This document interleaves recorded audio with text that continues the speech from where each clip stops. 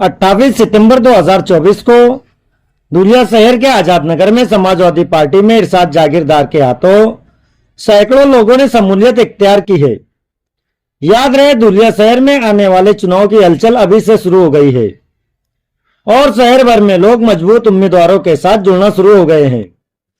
और अभी इस वक्त तो इरशाद जागीरदार को धुलिया शहर में मजबूत दावेदार उम्मीदवार में देखा जा रहा है और साथ ही इरशाद जागीरदार को महाविकास अघाड़ी से टिकट मिलने की कभी उम्मीद है, इसलिए इरशाद जागीरदार को एक मजबूत उम्मीदवार के तौर पर देखा जा रहा है। समाजवादी पार्टी में शमूलियत इख्तियार करने वालों में तौसीफ अंसारी, सलमान अहमद, नबील अहमद, पप्पू अंसारी, मोना भाई, सादाब हसन, असद अहमद, मोहम्मद सुरैन, अरबाज शेख, अफजल अहमद, अलीम भाई के अलावा सैकड़ों लोग शामिल थे। इस प्रोग्राम के वक्त इरशाद जागीरदार, अकील अंसारी, गुड्डू काकर, आमीन पटेल, कैलाश चौधरी के अलावा समाजवादी पार्टी के सैकड़ों कार्यकर्ता और पदाधिकारी मौजूद। सामने सबसे पहले शुरुआत करने से एक बात आपको बताना चाहता हूँ कि मैं सबसे पहले समाजवादी पार्टी के अध्यक्ष अखिलेश यादव जी और महाराष्ट्र के अध्यक्ष अबू अजीम साहब का शुक्रगुजार है कि उन्होंने मुझे समाजवादी पार्टी इंडिया अलायंस का उम्मीदवार के रूप में घोषित किया। और दूसरी बात, मैं मेरी बात चालू करने के पहले ये बताना चाहता हूँ कि मेरे संबंध अजीत पवार के साथ बहुत अच्छे थे।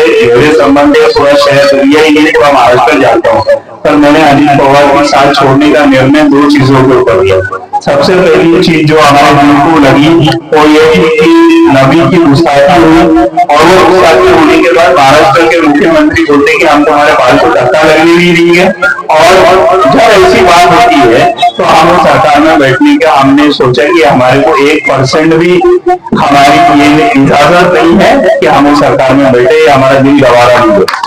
दूसरी बात, महाराष्ट्र के आराध्य देवता शिवाजी महाराज जी का पुतला टूटा और जो पुतला टूटा तो उसके जो दोषी थे उनको भी अटक की नहीं गई। उनको अटक कई दिनों बाद की और कई दिनों बाद के बाद आज भी उनके ऊपर कोई ठोस कार्रवाई हुई नहीं। तो इससे महाराष्ट्र का हमारी अस्मिता दुखी। शिवाजी महाराज एक ऐसे राजा थे कि जिनने उनके रायगढ़ के किले पे भी मस्जिद बनाई अपने जो सैनिकों के लिए नमाज पढ़ने के लिए। तो जो राजा सबको लेके चलने वाला, हिंदू मुसलमान को लेके चलने वाला, उस राजा के विचार हमें जिंदा रखना चाहिए।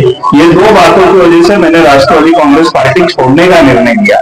कुछ लोगों ने अफवाह बनाई कि हम बीजेपी के साथ थे, बीजेपी के साथ जाने की वजह से हमने पार्टी छोड़ी, बीजेपी ने हमको खड़े किया।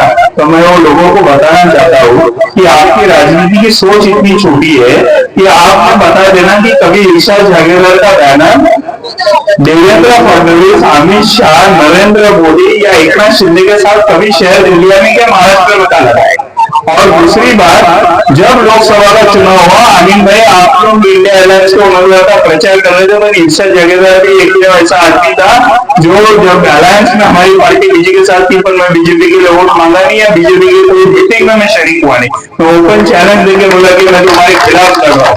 और मैं आप लोगों को ये बात बताना चाहूंगा, मेरी गर्दन भी कट गई तो कभी भी बीजेपी के साथ मेरी साठगांठ रहेगी नहीं। और आपका आवाज के महाराष्ट्र के असेंबली में गया, जो मेरी पढ़ाई है उससे मैं महाराष्ट्र के असेंबली में सबसे ज्यादा पढ़ा लिखा अंदर रहेगा।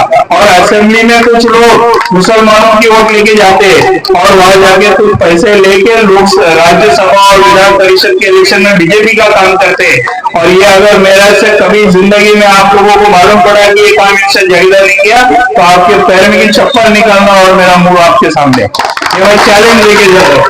दूसरी एक बात आपको बताना चाह रहा हूँ, 16 साल शहर दुनिया की खिदमत किया, मैं यही गली में बोरिंग भी किया, मैं लोगों की जो भी समस्या है उसका आज दिन तक हल किया। मुझे एक आदमी बता नहीं सकते शहर दुनिया में कि जो मेरे दरवाजे से खाली हुआ। लोग बोलते कि इरशाद जागीरदार चुनाव आ जाए वापस कौन है। जब 16 साल मैंने तुम्हारी खिदमत करा तो आज भी मैं मैदान छोड़ के जाऊंगा।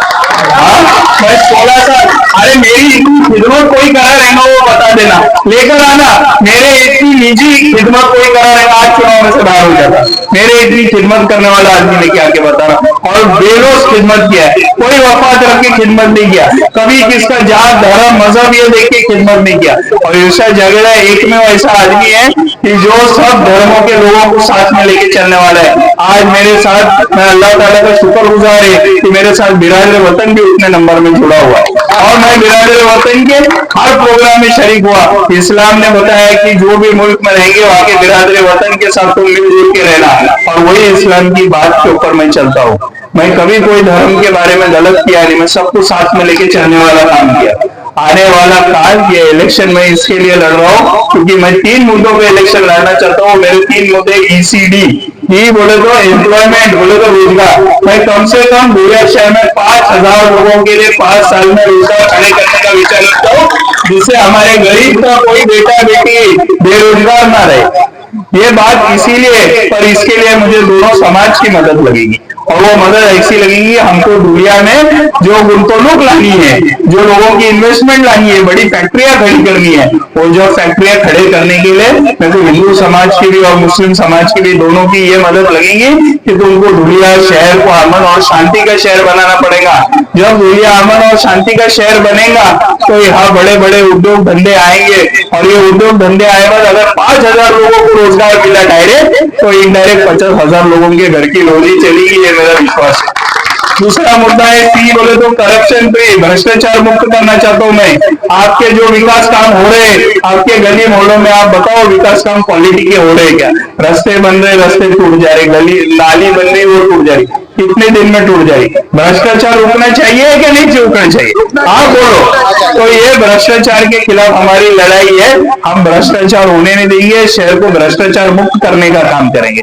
और डेवलपमेंट, डी बोले तो डेवलपमेंट बोले तो गटर नाली रास्ते नहीं बनाना। मेरा 2 विजन है डेवलपमेंट के अंदर अमीन भाई, मैं सरकारी स्कूल और कॉलेज कम से कम 10 ऐसे बनाना चाहता हूँ कि जिधर जो पढ़ाई हमारी बंबई में अंबानी का बच्चा पढ़ रहा है वही पढ़ाई हमारे दुनिया में क्या गरीब का बच्चा पढ़े और हमारे आगे तरक्की करे।